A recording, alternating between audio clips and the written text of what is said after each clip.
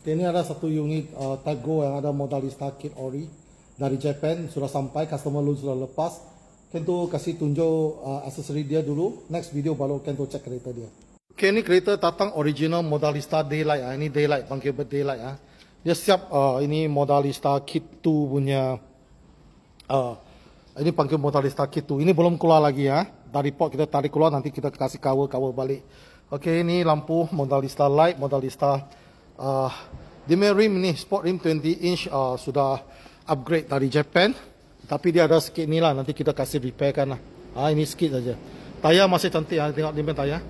Masih cantik lagi. Okay, 20 inch.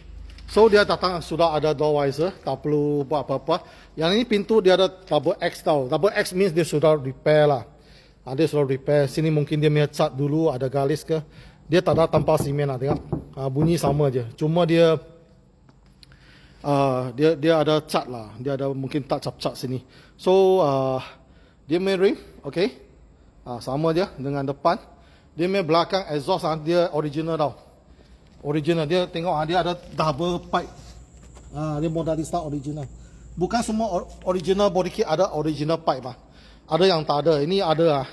Jadi kita tengok belakang dia ada reverse cam lah, dia ada reverse cam mesti. Ada power boot lah unit ni sebab dia Type Go lah. Tapi bukan manual, tak ada lah. No. Cantik, dia ada Alpine depan belakang tau. Dia punya aksesori dia untung. Tapi spare tayar tak ada lah.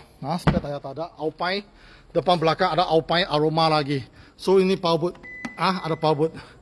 Ini dia. Dia ada kasih pump and sealant lah untuk unit ini. Ini sebelah sini.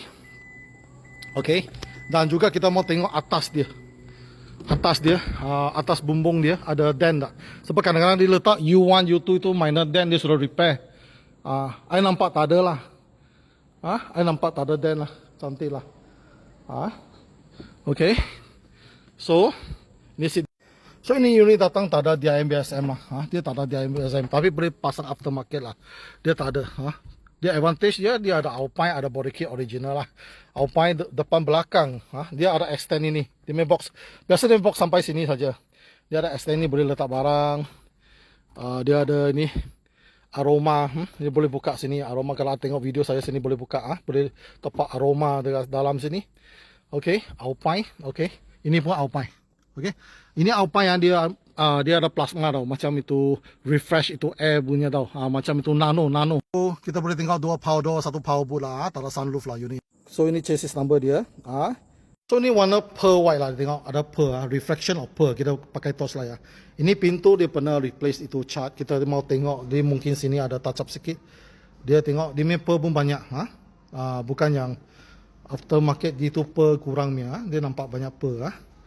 So ini dia. Ini bahagian dalam dia, engine. Okay, engine dia cantik lah, ditengok tak ada karat. Cuma sini kotor lah, I mau cuci lah. Sini tak ada leaking. Tak ada leaking, nanti I akan cek OBT dia. Ini dia punya clip lah, semua tak ada karat lah, original lah. Ini battery dia, nanti akan cek percentage battery. Condition bagus, stiker semua ada. So kita tengok sini dia punya lampu year 2021 kereta ni. Lampu 2021 tak pernah tukar, means tak pernah langgar depan lah. Dia tengok original 2021. Kalau dia year 2021 tapi dia punya lampu 2023, kena jaga sikit lah. Mungkin dia kena langgar sini sikit. Dia tukar dia punya lampu.